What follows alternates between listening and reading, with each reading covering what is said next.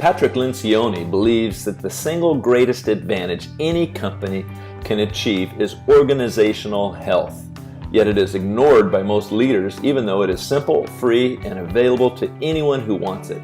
I am convinced that once organizational health is properly understood and placed into the right context, it will surpass all other disciplines in business as the greatest opportunity for improvement and competitive advantage. After 2 decades of working with CEOs and their teams of senior executives, I've become absolutely convinced that the seminal difference between successful companies and mediocre or unsuccessful ones has little, if anything, to do with what they know or how smart they are. It has everything to do with how healthy they are. There are 4 key disciplines that lead to organizational health. The first is to build a cohesive leadership team. The leadership team is small enough, 3 to 10 people, to be effective. Members of the team trust one another and can be genuinely vulnerable with each other. Team members regularly engage in productive, unfiltered conflict around important issues. The team leaves meetings with clear-cut, active, and specific agreements around decisions. Team members hold one another accountable to commitments and behaviors. Members of the leadership team are focused on team number 1. They put the collective priorities and needs of the larger organization ahead of their own departments. Suggestions for building a cohesive leadership team that outperforms the competition include laying the solid foundation of trust. Building trust as a foundation for organizational health is essential. The kind of trust that is necessary to build a great team is called vulnerability-based trust. It's good to use the Myers-Briggs type indicator to help understand how each other is wired, including strengths and weaknesses, which leads to greater trust through vulnerability. Secondly, conflict. Conflict is not a bad thing for a team. We're not talking nasty, negative conflict that attacks motives, but the kind of conflict that addresses methods and ideas that lead to greater productivity and effectiveness. This is possible when there is an environment of trusting one another's motives, hearts, and commitment to the best interests of the organization. Conflict becomes the pathway to reaching the truth of the best solution for the organization. Conflict without trust leads to politics, which saps the life out of the organization. Healthy conflict is about trusting one another to wrestle with what is best for the organization without taking the discussion personally. So conflict is about wrestling with what is best for the organization, and it should lead to a willingness to commit. So achieving commitment means that people won't commit until they have felt heard. If people don't weigh in, they can't buy in. But this should not be misinterpreted as consensus, which can be a recipe for mediocrity and frustration. Like the Intel Corporation states, great teams disagree and commit. Achieving commitment leads to embracing accountability. Peer-to-peer accountability is the primary and most effective source of accountability on the leadership team of a healthy organization, which then leads to focusing on results. There should be outcomes. We should have expectations that are being fulfilled. When it comes to how a cohesive team measures its performance, one criterion sets it apart from non-cohesive ones. Its goals are shared across the entire leadership team. All team members must place a higher priority on the team they're a member of than the team they lead in their departments. Well, after building a cohesive leadership team comes the discipline number 2 of creating clarity. Now, members of the leadership team know, agree on, and are passionate about the reason that the organization exists. The leadership team has clarified and embraced a small, specific set of behavioral values. Leaders are clear and aligned around a strategy that helps them define success and differentiate themselves from their competitors. The leadership team has a clear, current goal around which they rally. They feel a collective sense of ownership for that goal. Members of the leadership team understand one another's roles and responsibilities. They are comfortable asking questions about one another's work. The elements of the organization's clarity are concisely summarized and regularly referenced and reviewed by the leadership team. Alignment in the organization is best accomplished around 6 critical questions. The first is, why do we exist? This is the core purpose of the organization. How do we make the world better?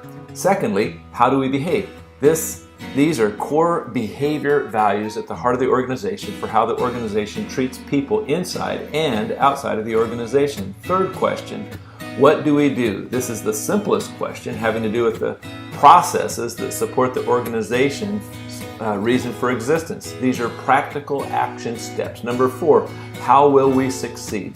This is a strategy question. What is the plan for success? How will we stay on track to arrive at our desired destination? It can be a long list of indications that we're on the path to success. Number 5, what is most important right now? What is the rallying cry? The highest priority of the organization right now. It is defined as a thematic goal that trumps all other goals and defines success for the organization, even if all other goals are missed. Number 6, who must do what? Who is responsible for what?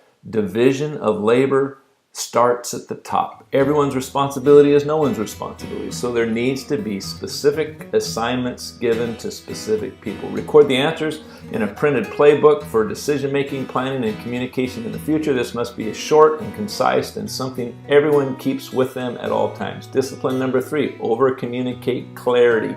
This has to do with the leadership team having clearly communicated the 6 aspects of clarity to all employees. Team members regularly remind the people in their department about those aspects of clarity. They leave meetings with clear and specific assignments about what to communicate to their employees, and they cascade those messages quickly after meetings. Employees are able to accurately articulate the organization's reason for existence, values, strategic anchors, and goals. Suggestions here, the best way to do cascading communication is face-to-face and live. Whenever possible, communicate with the entire group of direct reports at the same time instead of one by one. Aside from being more efficient, it ensures that they hear the same message at the same time and benefit from one another's questions and observations. Discipline number 4, reinforce clarity. The organization has a simple way to ensure that new hires are carefully selected based on the company's values. New people are brought into the organization by thoroughly teaching them about the 6 elements of clarity. Managers throughout the organization have a simple, consistent, and non-bureaucratic system for setting goals and reviewing progress with employees. That system is customized around the elements of clarity. Employees who don't fit the values are managed out of the organization. Poor performers who do fit the values are given the coaching and assistance they need to succeed. Compensation and reward systems are built around the values and goals of the organizations. Now, meetings are necessary in any organization, so let's talk about the meetings, the types of meetings that are required. The first is a daily check-in. This is where everybody gets together and there's 10 minutes to clarify administrative details with one another so they don't have to send a gazillion emails to one another. Then secondly, there should be a weekly staff meeting.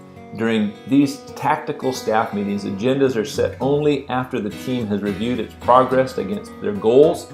Non-critical administrative topics are easily discarded, not to gum up the process. And thirdly, ad hoc topical strategic meetings.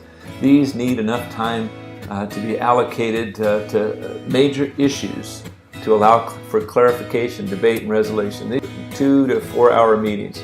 And then the 4th type of meeting is quarterly off-site review. The team meets quarterly away from the office for a day or 2 to review what is happening in the industry and the organization and on the team. So organizational health is about these 4 disciplines, and to build a team that is on the same page with no daylight between them, singing the same tune, creating clarity by answering 6 critical questions about the values and goals of the organization, over-communicating clarity by using every means possible to make sure that the entire organization understands the direction, vision, and values. Reinforce clarity by installing human systems and structures to maintain the organizational values over time. When an organization maintains the 4 critical disciplines for health, Patrick Lencioni believes that it is almost impossible for that organization to fail.